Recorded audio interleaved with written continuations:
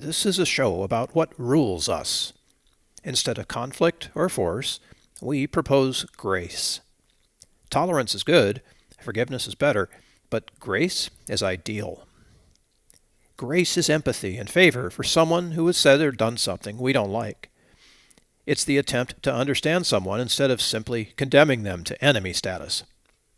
How could this approach solve social problems? And what is the basis for this view? We explore that here on Gracearchy. Our sponsor is a group built around an ethic we admire, the Zero Aggression Principle. Check out the Zero Aggression Project at www.zeroaggressionproject.org. Did toxic political rhetoric cause the brutal attack on Paul Pelosi, House Speaker Nancy Pelosi's husband? It's become the latest sort of vicious partisan battleground, even before the full facts are known, man. The police haven't yet figured it all out and ascribed a motive and all of that. But this guy attacked Paul Pelosi with a hammer in his home in the middle of the night. There seems to be some agreement that the I don't know, would you call it a break-in, attack? But there was intent. There was intent because the man was shouting, "Where is Nancy?"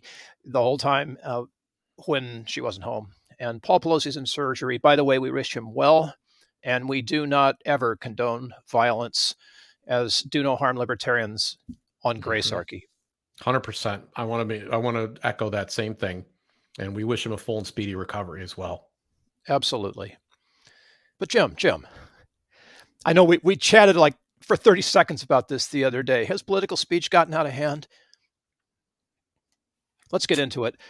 I want to quote Joe Biden to start this out, because President Joe Biden, what makes us think that one party can talk about stolen elections, COVID being a hoax, this is all a bunch of lies, and have it not affect people who may be, well-balanced and listening and appreciative of what's going on? But what makes us think that that doesn't affect the political climate? I would ask Mr. Biden the same question last year when he was calling at this very same time last year, when he was calling it the pandemic of the unvaccinated, when he was trying to make it seem as if a bunch of Americans were, and the data was already in at that point, that it was no longer true, if it ever was, that getting a vaccine was going to prevent transmission. He still continued to utter this phrase into December. And it was, for me, the worst time of the pandemic of all, because people were so hostile towards each other by that point. Americans were at each other's throat over this. So, we have to be careful about rhetoric at all times, Mr. President. Anyone who holds that title, anyone. And as concerned as we are about acts of political violence, which some have been calling domestic terrorism, isn't the question here, don't you have a responsibility? If you're going to say something, don't you have a responsibility for the consequences of what you say at some level? I don't actually believe in general that you do. There may be specific edge cases that we could talk about where you have certain responsibilities for giving certain orders and so forth, and most that's covered under our criminal law already. But in general, no. I think when people are looking at this question, Bill, they tend to make a mistake about supply versus demand. Supply and demand, right? Yeah, that's a big stretch, though, because you're taking economics into a social situation here. Well, economics is social. Economics is human action. That's what economics is. So why do you do the things you do? What are the incentives that cause you to act the way that you do? Yes. To not buy something Yes. is by nature economic. Yes. If you take, my favorite example is if you take the car instead of the plane on your next vacation, and you did so because you don't like the airport experience for whatever reason. Maybe it's the TSA, maybe it's something else. And you say, I'm going to take the car instead of an airplane. That is an economic decision. Right. So there's as far as I'm concerned, there's an inevitability of supply when demand is to be found. And what I mean by that is that people are going to provide the fodder, the fake news, whatever it is, as long as there is a demand for it. And there has been a substantial and growing demand because people don't believe that they're represented by the regime media. And I use that term purposely. I've been using this since 2003 when we said that everybody wanted to go to war in Iraq, and we were these lone voices out there. We talked about this in previous episodes with Truth About War, warning people that there were no weapons of mass destruction. That Saddam Hussein was not the threat that George W. Bush was pretending he was. But our media was 100% down with it because they are very much in bed with the state, and it's good for business. And that's where their real interest lies. So I'm suggesting that there'll always be a market for this. And if you aren't going to do something specifically to deal with the demand issue, if you aren't going to try to create an environment where that demand isn't going to really have a market, isn't going to form a market, there won't be a supply for it. Now, let me flip this around, because the real problem and the thing that people need to understand best about this is these people who will put out this information will always be there. And every solution on the supply side has to do with censorship, cancellation, some form of punishment. And we have to end up giving some degree of liberty away. And then these questions, as we've discussed in previous episodes, become a political question. They're not a question about truth anymore. They're not a question about science. They're not a question about facts. They're not a question about, they're strictly who has the political power to enforce that.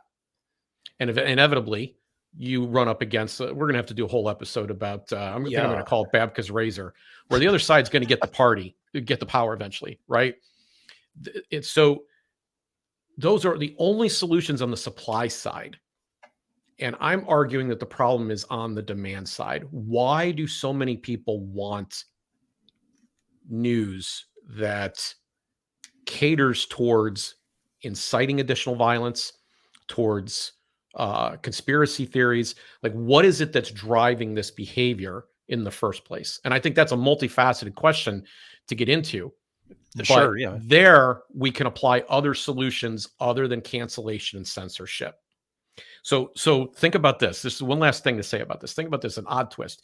Gandhi suggested that in an eye for eye culture, everyone ends up blind, right? Now the math might be questionable on that, but you get the general gist, right? So if we have a cancel culture, sooner or later we got to cut out everybody's tongues, right? And we're all dumb. And so it's inevitable that if this continues, sooner or later, and we've already seen some evidence of this along the way, that the cancelers themselves turn on each other. There's a virtue signal fight to the bitter end on that front. So this cannot be the long-term solution to the problems that we're experiencing right now. So the way I understand what you've said is that we have a demand for something. And this is going to sound prejudiced. Let's say we have a demand for fake news. Mm-hmm. The demand exists. Maybe it's not you or me, but there's a demand for that. So the media responds by supplying less than, well-researched news. I'm not even going to call it facts or truth. I'll just say it's news. And that sort of starts the site. It makes the spin cycle increase. Yes. Because some people are going to go, why are all these other people so committed to this obviously wrong opinion? What's going on there? So that creates a second level of demand, right? And then the news reports on how big the demand is growing for all of this stuff that started out as fake news, or maybe conspiracy theories or whatever, started out small and has now grown big thanks to QAnon. But let's take a current example of that, which would be, well, it's not current anymore, but January 6th, right? So the assault on the Capitol building. Wasn't the rhetoric that preceded that part of this cycle? There was a demand for it? So the rhetoric doesn't create the demand. The demand was already there, and the rhetoric showed up to fill the vacuum. There we go. That's what I wanted to get to. I understand. And try marketing something that nobody wants, right? How good are you going to be at selling refrigerators to Eskimos type of thing? Right. Okay. Right. So there's obviously some demand for it there. I was there at the start of the Tea Party, and I was there because we had something called the Read the Bills Act. And lots of people who are in the Tea Party movement were attracted to this idea.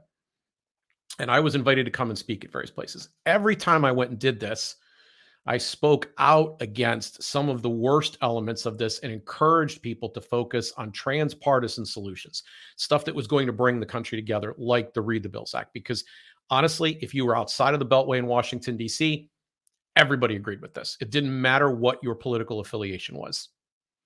So, and we had other ideas like the one subject at a time, right? The laws. We talked about those transpartisan ideas. And an Occupy movement grew up at the same time.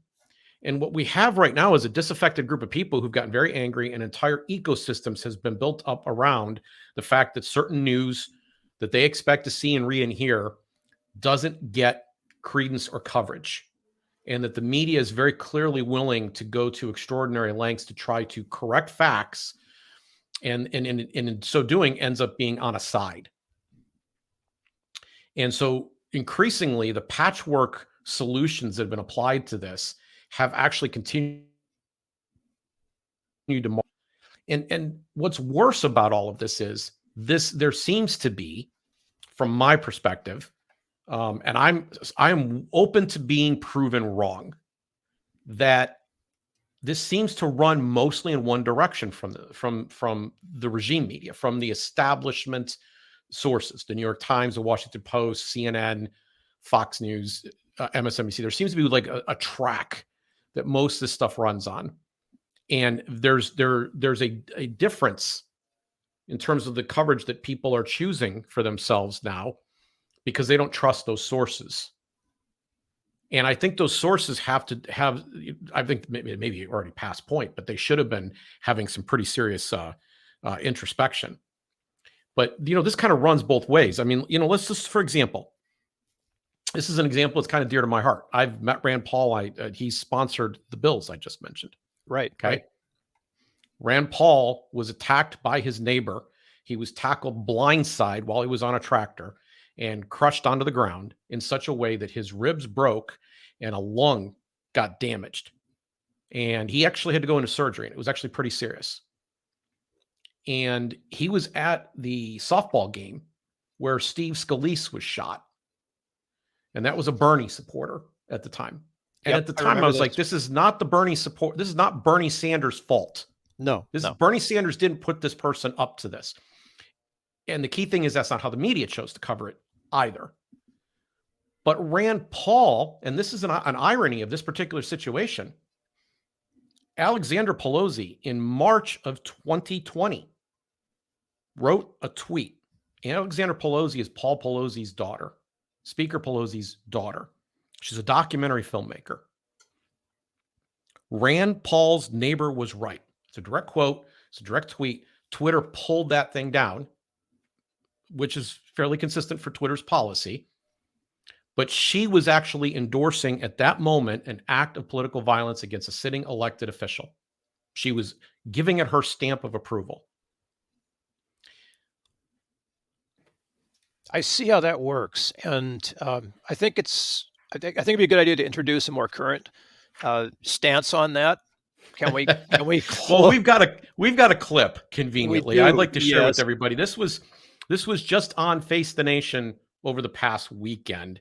This is Margaret Brennan talking to Representative Tom Emmer, who is leading the Republican charge to take back the House. He's the campaign committee chairman amongst his colleagues in the Republican side of the House of Representatives.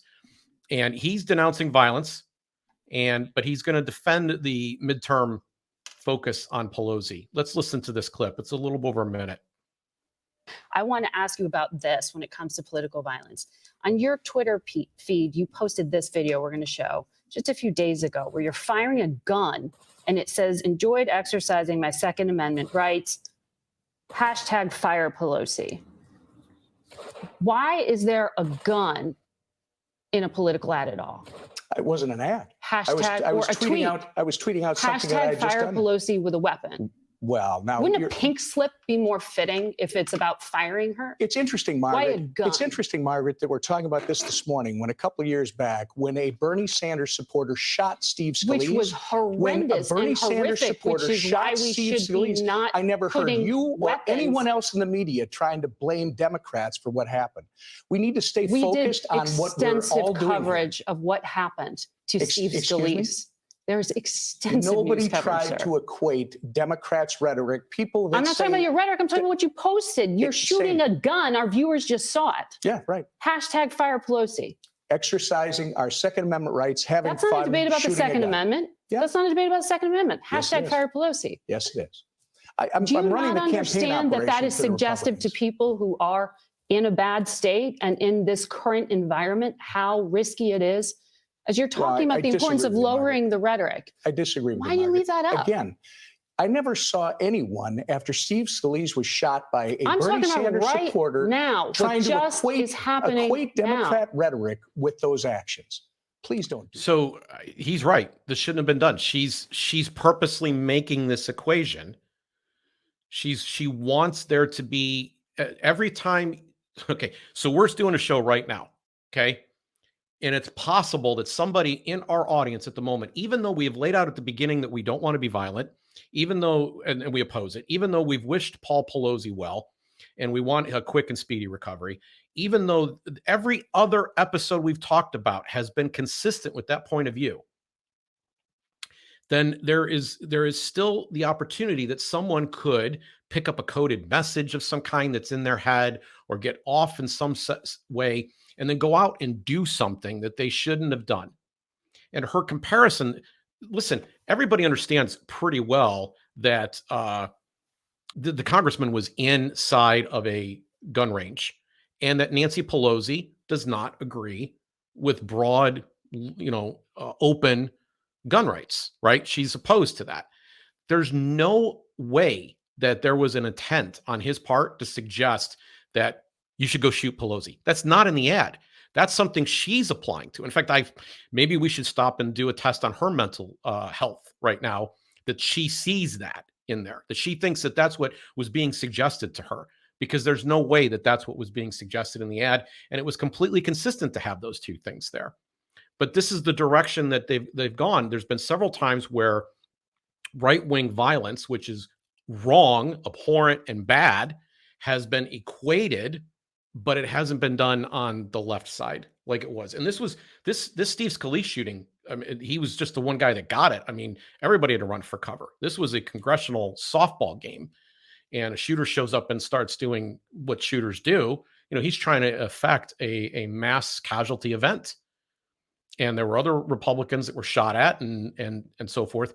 He felt targeted, motivated to do it as a Bernie Sanders supporter. And there's no way that Bernie Sanders had said anything that justified that behavior. I want to perhaps throw some cold water on this a little bit. Okay, go ahead. And I think this is perfect. A little bit earlier on, Jim sent me this video file. It's attack ads from 1800. So think about who's running for president. But the point here is to say this has always characterized the American debate. The American political debate has always been ugly. And it's not fun, but let's take a listen and then continue this conversation. Some political watchers are saying this could be the nastiest, most negative election season of all time. This campaign season seems like candidates have taken dirty to a whole new level. When pundits start shouting and politicians start calling each other's names, it can seem like a return to civility is not possible. Like the very idea is a relic of some bygone era.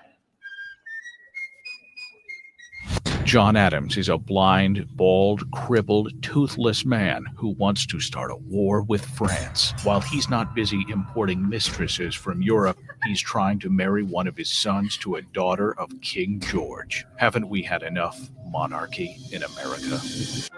I'm Thomas Jefferson, and I approve this message because John Adams is a hideous, hermaphroditical character with neither the force and firmness of a man nor the gentleness and sensibility of a woman. If Thomas Jefferson wins, murder, robbery, rape, adultery, and incest will be openly taught and practiced. The air will be rent with the cries of the distressed. The soil will be soaked with blood and the nation black with crimes. Are you prepared to see your dwellings in flames, female chastity violated, children writhing on a pike? I'm John Adams, and I approve this message because Jefferson is the son of a half-breed Indian squaw raised on hoe cakes, and Hamilton is a Creole bastard brat of a Scotch peddler. The nastiest, most negative election. Candidates have taken dirty to a whole new It can level. seem like a return to civility is not possible. And that's from like 2010, right? Yes, you hatchet-faced nutmeg dealer. Yes, hatchet face. I think we need some new terms. We're running out of them. I want to bring that back. That's very novel, right? That's Let's bring beautiful. that one back. That's beautiful. And why not? I mean, we don't want to minimize the seriousness of how this happens, but at some point down the road, it doesn't seem entirely clear to me. And maybe this is part of, the media has swept me up too. But it seems like there's the original thing that triggered something. And then there's the media report on that. And once the media reports on that, everything gets out of control, including the, perceived mental health of folks who want to exercise violence in the pursuit of what they believe. Yeah, and so there's something that probably should have covered earlier. The media engages in what's called agenda setting theory, or agenda setting. Yeah. There's actually a theory to go along with it. But the way it works is if you keep seeing the same story talked about, you will start to talk about the same story, and you will start to talk about it in the same ways that the media sets it up. And in our country, the media sets everything up for the most part on two planes. So we end up arguing over one thing, and we have to pick a side on it. So in this particular case, are you for Paul Pelosi being attacked, or are you against it? And unwittingly, stupidly, people get sucked up in this debate because both sides are wrong. It's not right? the question. Yeah. It's not the question at all. Right. So if you're saying, well, this is exactly what we come to respect from Republicans. Well, dude, there's a lot of Republicans. There's tens and tens of millions of them. If they were hell-bent on doing violence to Democrats, holy cow, it would be a lot higher. And by the way, Democrats can be scared because Republicans got more guns. Okay. So that's this is absurd.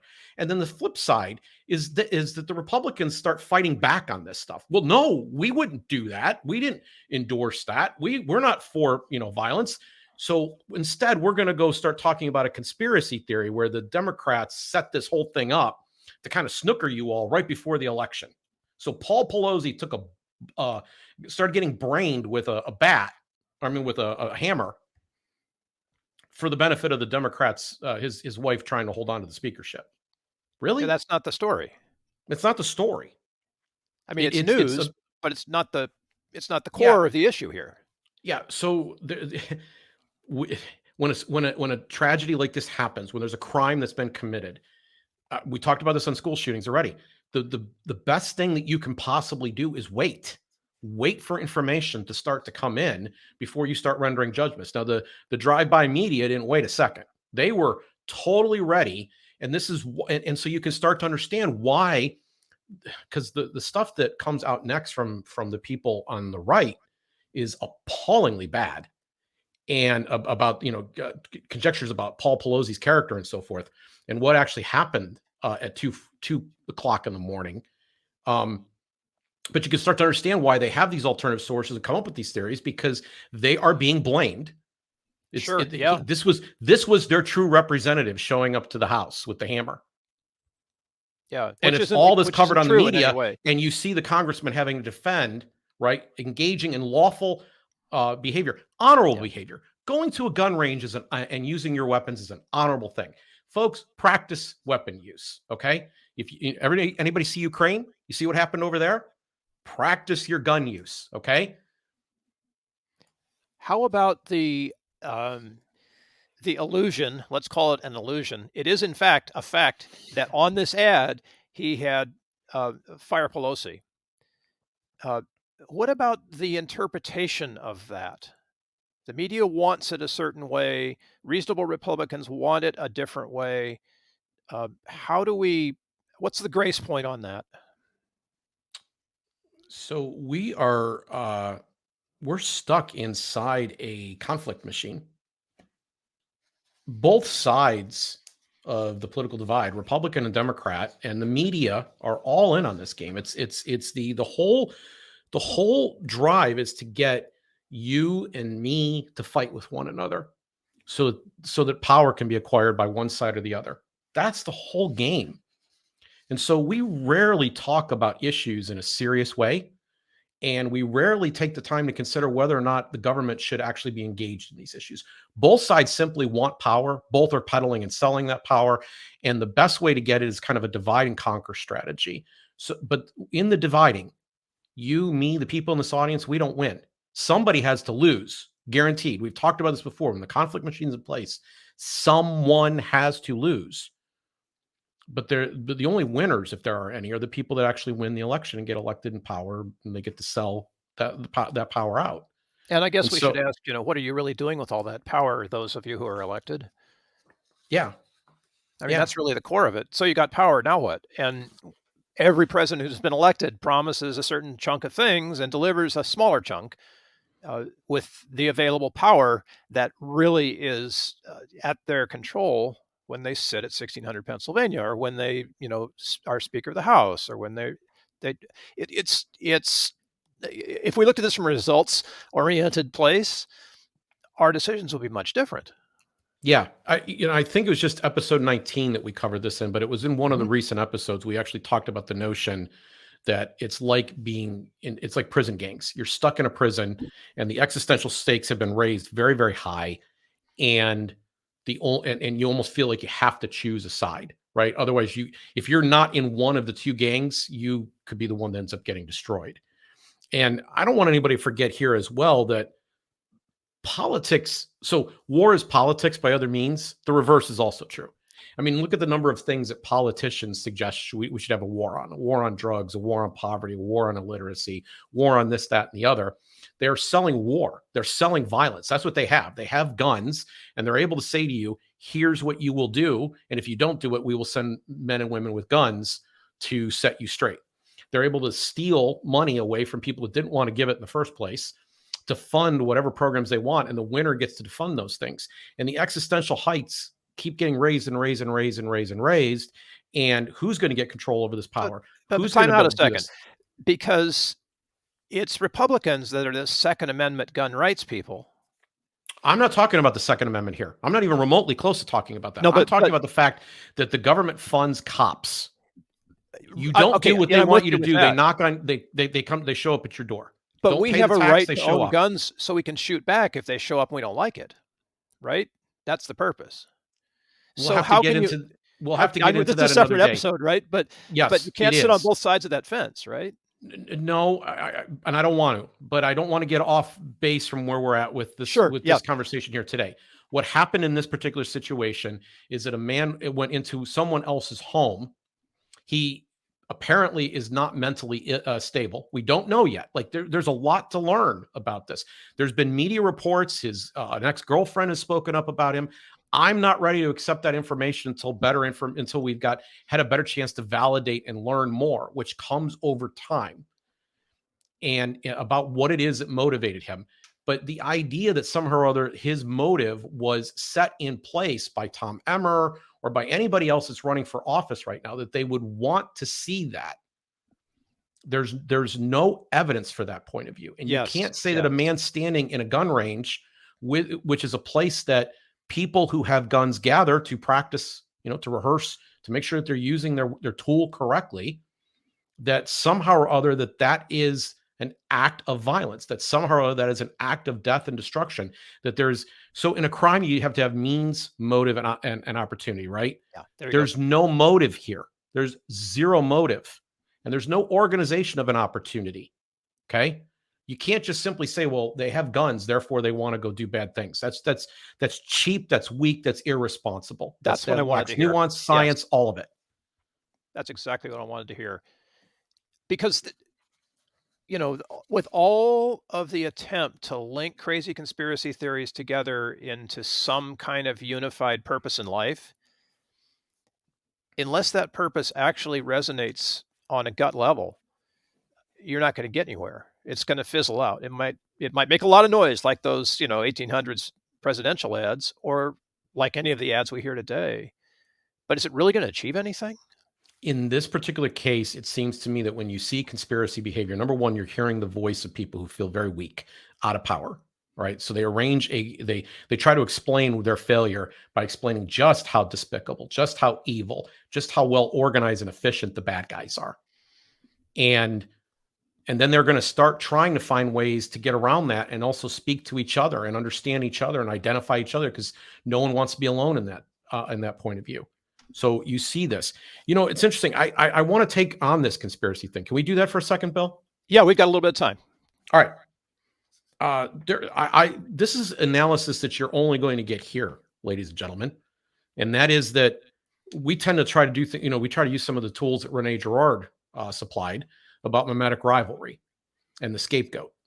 And there are two attempts to bring scapegoats into this situation. The first one is David DePape. I hope I'm pronouncing his name correctly. This is the individual who is alleged to have gone into the Pelosi home and hit Mr. Pelosi in the head with a hammer, attack him. The media is, very much ready to scapegoat this gentleman and every person who's a Republican along with him. So that's by one side of implication, scapegoat, right? So they're yes, the scapegoat we don't know anything about, and they include everybody else. So this dude is an outsider. He's weak. He has all the hallmarks of somebody that we would put up for sacrifice. He's just the right guy to be that guy. He has no connections, no special power. He's got nobody representing him. He's got no profile on the scene. He just comes in and he does this act. Okay. And if he's guilty, he should be prosecuted to the full extent of the law. That's the solution that we have for that situation. But he becomes kind of the representative, the stand-in. He's imposed upon people who would vote other than for Nancy Pelosi. And we know about this. Here's what we know about the scapegoat. The scapegoat is we were exposed by Jesus Christ to the notion that the scapegoat might be innocent. Caiaphas's words that it's better that one man die than that the nation be lost, the people be lost. The idea that power should stay in place at the expense of individuals. And every so often we got to kill one of them or some of them or some group of them in order to get our point across. We found out that they're innocent. And so what happens is there's an identification that comes with the victims. Being in the victim position is the driver's seat. So the victim in this case is very clearly Paul Pelosi. But Paul Pelosi isn't just a victim who took a shot to the head. He's not someone who had to have surgery. He is a political martyr. He is every Democrat. And so they put him up as their, and the other side then proceeds to scapegoat and sacrifice him. They try to destroy him. So there are literally hashtags on Twitter as we're doing this show, appalling stuff, suggesting that Pelosi gay lover, Pelosi gate, and Pelosi Smollett, meaning that this is fake, like Jussie Smollett's case was. Okay, there's a story out there that the guy that came in to attack was in his underwear. There's zero evidence for this story, and in fact, it came out of something called the Santa Monica Observer. Here's the Santa Monica Observer's history. In 2016, they claimed Hillary had died and had a body double late in the campaign. Months later, they reported that Kanye West had gotten a high-level position in the Interior Department. Right. Yep. I remember these. And last year, they falsely reported that that Bill Gates was who's a major funder of vaccine research, and I'm no fan, had been responsible for the polio epidemic. He wasn't even, he was a kid or not even born when all this stuff was going on. The very first thing I would ask everybody to do, because I actually know people, it just pains me. I know people who peddled some of these conspiracy theories online. Stop. If you don't have sources, and not just sources, credible sources, if you can't source back to your work, then don't make accusations that involve the character of another human being, period. Don't do anything that you don't have evidence for, and make sure that evidence is good. Okay? So in sum on that point, let me just say this. This is the memory line I want you to take away on this point. Tread carefully when talking about anyone, especially your enemies. Because it's too easy to scapegoat these people. And it's too easy for each side to try to claim the victim high ground. Oh, the media is so mean to us. They must be not reporting on what's going on in the Pelosi story. So now we've got one set of scapegoat. And then we got on the other side, we've got, oh no, this politician, he's the victim of a vast conspiracy of Republicans who don't know how to handle truth. You see the scapegoating here? Yeah, and it's not skillful. It's not even, a worthwhile scapegoat. And there have been at least one of them, right? Yes. So how do we get to the grace on this? I mean, I understand the spin cycle. I understand the conflict machine. I understand our need for scapegoating, and I'm saying ours in a very sort of like, let's include everybody in this. For all have sinned. Yes. So what's the skillful thing? I mean, we can't all go out and get journalism degrees just to be able to share news, right? Right. That's not one of the suggestions I'm going to make today. Not a suggestion you're going to hear from Gracearchy. So what is the point? I mean, give us something to hang a hat on here, Jim. I think I want to say three things before we go. First, I want to say that we are sponsored by the Zero Aggression Project, which focuses on the zero aggression principle, tries to make it so that everybody hears this idea that it is always wrong to initiate force or use excessive violence to get what you want.